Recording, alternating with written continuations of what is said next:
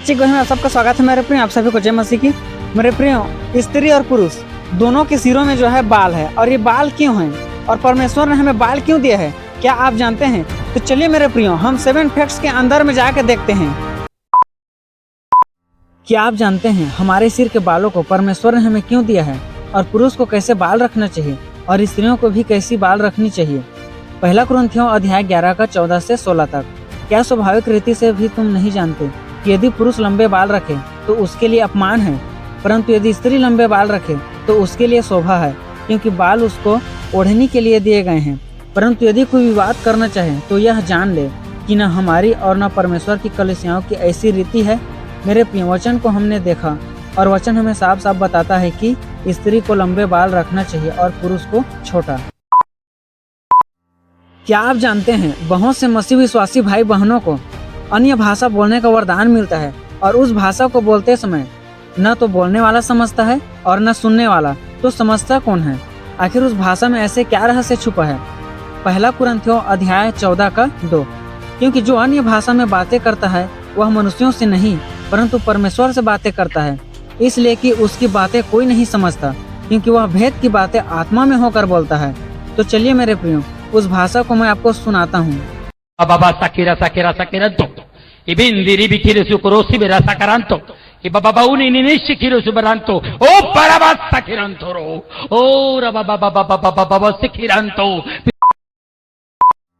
और क्या आप जानते हैं पुरुष स्त्री के लिए बनी है या फिर स्त्री पुरुष के लिए? और ऐसे सवाल को सुनने के बाद हर किसी का दिमाग सोचने लगेगा। पहला कुरिन्थियों अध्याय 11 का 9 और 8। और पुरुष स्त्री के लिए नहीं सिरजा गया, परंतु स्त्री पुरुष के लिए सिरजी गई है, क्योंकि पुरुष स्त्री से नहीं हुआ परंतु स्त्री पुरुष से हुई है। उत्पत्ति अध्याय 2 का 20 से 22 तक। परंतु आदम के लिए कोई ऐसा सहायक न मिला जो उससे मेल खा सके। तब यहोवा परमेश्वर ने आदम को भारी नींद में डाल दिया, और जब वह सो गया तब उसने उसकी एक पसली निकालकर उसकी जगह मांस भर दिया। और यहोवा परमेश्वर ने उस पसली को जो उसने आदम में से निकाली थी स्त्री बना दिया और उसको आदम के पास ले आया। क्या आप जानते हैं स्त्री को उपदेश करने के लिए बाइबल क्यों मना करती है, और साथ में पुरुष पर आज्ञा चलाने के लिए भी?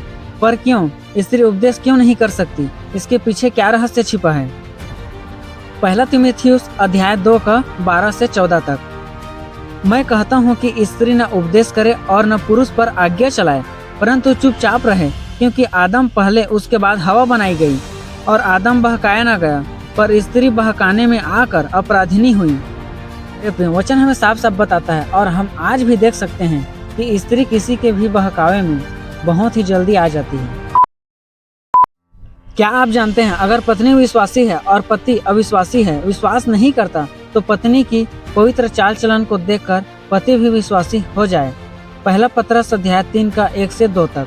हे पत्नियों, तुम भी अपने पति के अधीन रहो, इसलिए कि यदि इनमें से कोई ऐसे हो जो वचन को न मानते हो, तो भी तुम्हारे भय सहित पवित्र चाल चलन को देखकर बिन वचन के अपनी अपनी पत्नी के चाल चलन के द्वारा खींच जाए।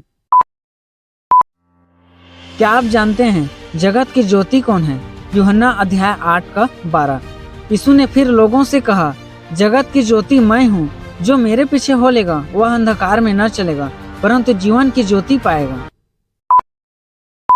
और क्या आप जानते हैं परमेश्वर आत्मा है? जी हाँ, आपने सही सुना। उत्पत्ति अध्याय 1 का 2।